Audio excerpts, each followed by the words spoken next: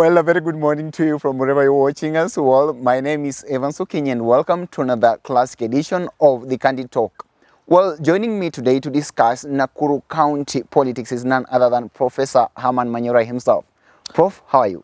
Fine, Evans. Welcome to this show. Well, Prof, we are talking about Nakuru City County politics today. Correct. Remember, this is the first time that Nakuru is now, we are focusing on it as a city, having been elevated just the other day. Yes. First, Prof, what is your view of Nakuru's stature as a city right now?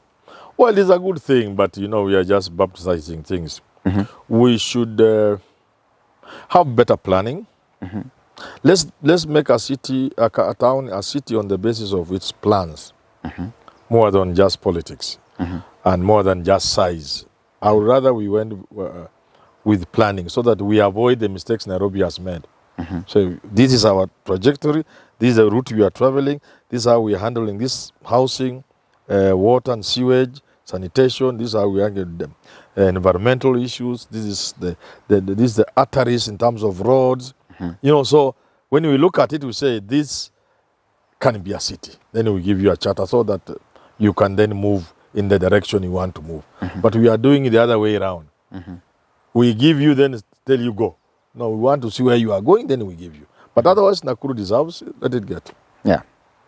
Prof, this is one of the hotly contested gubernatorial races so far in the country, pitting actually the current governor, Lee Kinyanjui, versus Senator Susan Kihika. Yes. Now, what determines who will win the gubernatorial race? On the face of it, it's supposed to be a walkover for Susan. Yes. Why? Because the Mount Kenya people who domicile in Nakuru are more. They are the majority. And we know most of them are in UDA. And she's the UDA candidate. So it should be a walkover for her. But politics being what it is, the dynamics of politics, you will have to wait a little longer to know the winner. Because then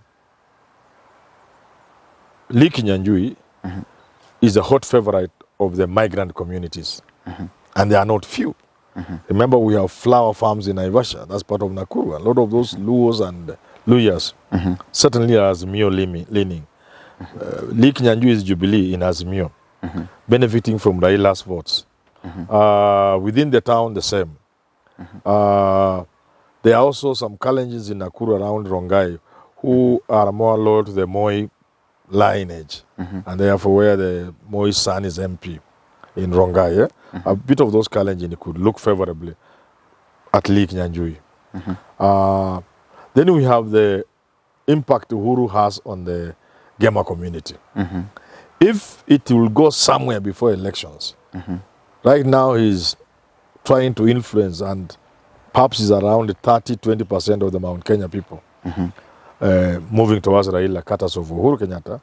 If that is also cascaded down to the diaspora Kikuyu, then you can see now Lee Kinyanjui is also having equal chances with the other lady, if not better.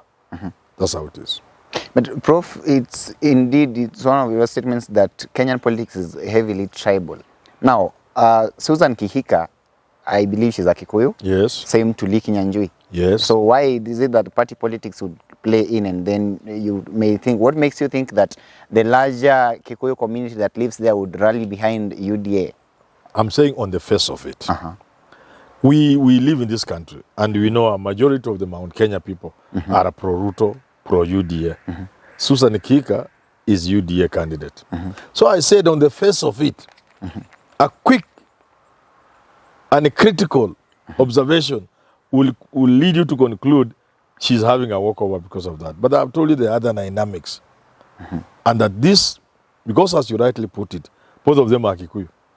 Okay? Yes. So, where will Kikuyus feel those in Nakuru, they are safe? Not safe from any attack. I mean, we feel this is a better person, our businesses will thrive. Is it with Susan? So it's the UDA thing now, other than the tribal card. Because if it is tribal, they will share. Both of them are Kikuyu. So meaning the duel between Raila and Ruto definitely is going to determine whoever is going to win this race. Yeah, it has a big impact. With Lee beginning off with all Raila followers. And they are not few. No, they may not be 50%, but they are not few. Yeah, Raila followers in Nakuru, they are not few. Even within the town, they are not few by any means. So now what will determine the election is what impact will Kinyanjui and Uhuru Kenyatta have on the Kikuyu in Nakuru. There is also something else. Susan Kika's style of politics, which is typical of UDA, doesn't endear her to everybody. So you can single out Kimani Ngunjiri, the MP for Bahati. Yes. Openly, he doesn't. He was not supporting her. Then in some meeting, he decided to support her. Then again, he changed. Yeah? He doesn't support her.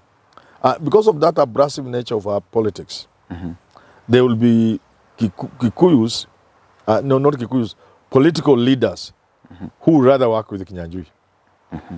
And to the extent that Kinyanjui is not a Luo anyway, so even if you are a Kikuyu or anything, he's still one of you. That kind of. And then there are also people in Nakuru County as a whole, who don't have very fond memories of Susan Kika's father. They are significant. They are also there.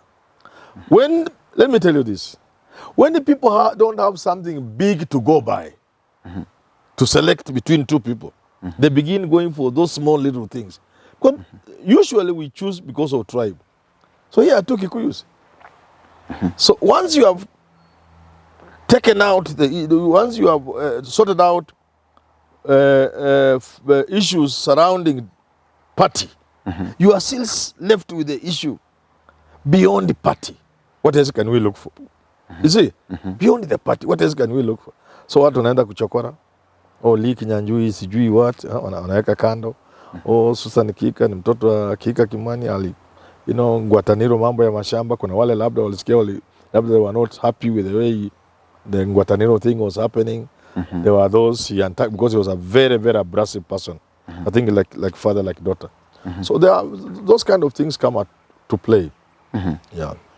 Now, Prof, there is a time, definitely, Lee Kinyanjui, there was that option of him vying under the Ubuntu party. Then at some point we saw him come back to Jubilee. Was that kind of a tactical move? Yeah, because Ubuntu was unknown. Ubuntu, he was trying to have a party that had nothing to do with Jubilee. At the time, Jubilee was so bad. Uhuru was hated, extremely hated. And Jubilee had been turned into rags. So now, there's Jubilee and there's Uhuru, one and the same. You want to run away from that. But by the time he's changing, and the reason for changing was that Jubilee wasn't as bad then as it had been earlier. It was trying to reclaim its space.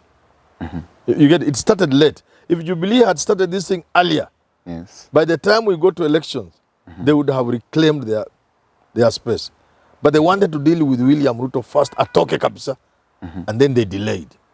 So this Ubuntu kind of wasn't that necessary because Jubilee wasn't as bad as it had been a couple of months when Ubuntu was being formed. So he came this way. And there was also something to benefit because it was also becoming clear at that time that after all, Uhuru was going to have some influence. Yes. And you want to benefit from that influence. Yeah. So had he proceeded with Ubuntu, definitely it would have affected. No, it would be much lower, much behind. Now, Prof, what advantage does Lee Kinyanjui have over Susan Kihika? As a person or as a... you are incumbent. You are the outgoing governor. You have the power and the resources of the office.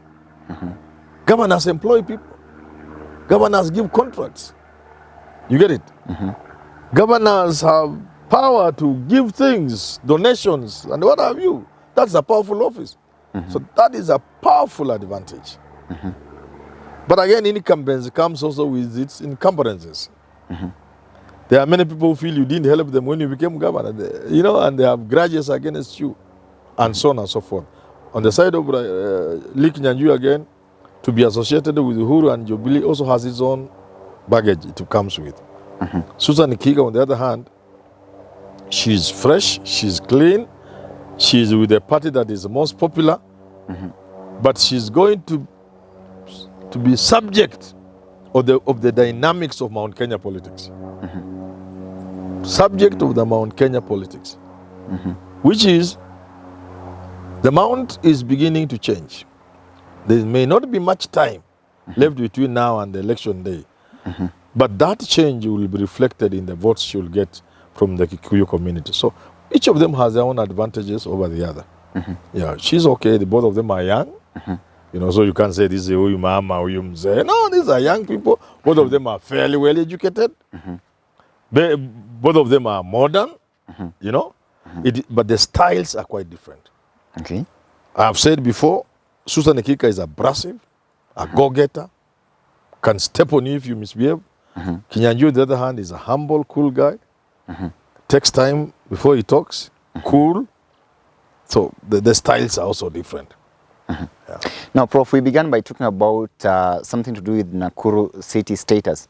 Now, during this process, Governor Lee Kinyanjui was pro the elevation of Nakuru from a town to a city, but Susan Kihika opposed Nakuru being elevated to a city, together with some MPs like Bahati, Member of Parliament, Kimani Ngunjiri, and David Gikaria of Nakuru Town East. Then could this be, perhaps could it work against her? Because I saw the other day Governor Lee Kinyanjui saying that somebody who was opposed to Nakuru being a city status cannot actually be able to run the city. You know, they could just oppose for the sake of opposing because they think it will give Lee Kinyanjui mileage. Of course, there are certain practical considerations. I'll give you a good example. People can oppose the upgrading of a small town into a municipality. Because the moment it becomes a municipality, some things can't be done within a municipality. Like burials, you need permission, exemptions, you know, like you begin to pay rates for your shops and, you know, that kind of thing. Land may not be on freehold, you know, you'll have leasehold. So sometimes they have really, really good reasons for that. Yes. But how can Susan Kihika and the rest stand in the way of progress? That again will cost you. Because Lee Kinyanjui will correctly point out, we are having a city. If you become a municipality, for example, just an example, there is urban support program from the World Bank, 250 million every year. If you exhaust, you get more, and so on and so on and so forth. And the other funds.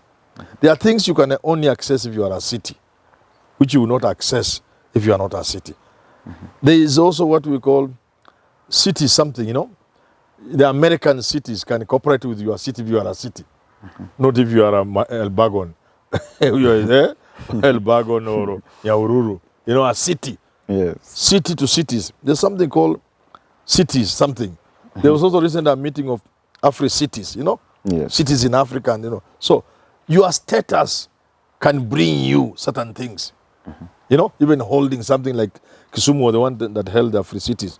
There are benefits that come with it. So Lee Kinyanjui will say, look here, choose me who is bringing progress to Nakuru, successfully making Nakuru a city, and those who are opposing this being a city. Yeah. Now, with just, I think the majority of MPs or other members of parliament in Nakuru County, most of them have actually rallied behind Madam Susan Kihika. Yes. Can Governor Lee Kinyanjui really keep the UDA wave at bay? It's difficult, but I've told you he has no option but to try. Because he only has two MPs, by the way, who are supporting his bid. But let me tell you something else. When you are a sitting MP, how many MPs will leave office? The attrition rate for the past, I don't know how many elections, is around 70%. 70% of MPs don't go back. So if you are a UDA and you don't support, what do you call this fellow? Lee Kinyanjui. Is your opponent maybe who will win? And is a Jubilee person or ODM or something like that. So you wouldn't be so worried just because your opponent has 10 MPs and you have one. No. At the end of the election, On 9th, 10th there, it could now be Lee Kinyanjui who has more MPs than your opponent who will also have lost the governor. Kinyanjui, by the way, is doing very well. Yeah, I wouldn't be surprised if he won. But Prof, even the recent opinion polls puts Susan Kihika ahead of him. The last one I saw, Lee Kinyanjui was ahead. Yeah, the last one he was ahead.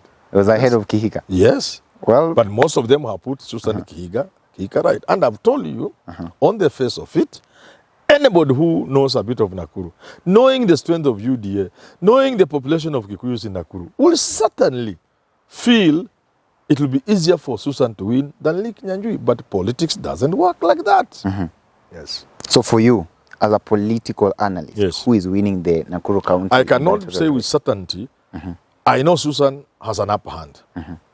But looking at the dynamics of Nakuru, the demographics of Nakuru, Lee Kinyanjui stands a very good chance. And in fact, I've said of the Mount Kenya counties, you know, Nakuru is in Rift Valley administratively, but politically, together with Laikipia, we call them Mount Kenya. Of the Mount Kenya counties, Lee Kinyanjui is among those who can easily take the seat for Azimio. He can win. Susan is almost automatic. But Lee Kinyanjui, if he goes the way he's going, you know, he's not even making noise. He doesn't even appear to be campaigning.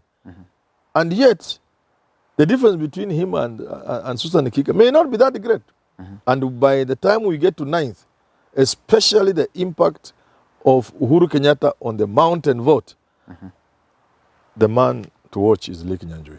Nakuru County being a cosmopolitan area, could the migrant population perhaps be a secret card that Lee Kinyanjui could use? Not that, no. Those are already his. Those are the ones that push him to 40%. Already 35, 40%. So now, he's praying that Uhuru has bigger impact on the Kikuyu, and finally the diaspora Kikuyu in Nakuru also vote for him. That is what he's hoping for. If there's anything, forget, it's that one. Because he has all these other votes tied up and neat behind him. So, will the Kikuyu listen to Uhuru Kenyatta on the mountain?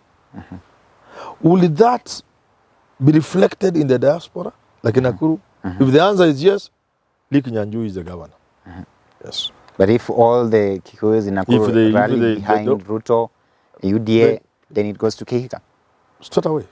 Absolutely.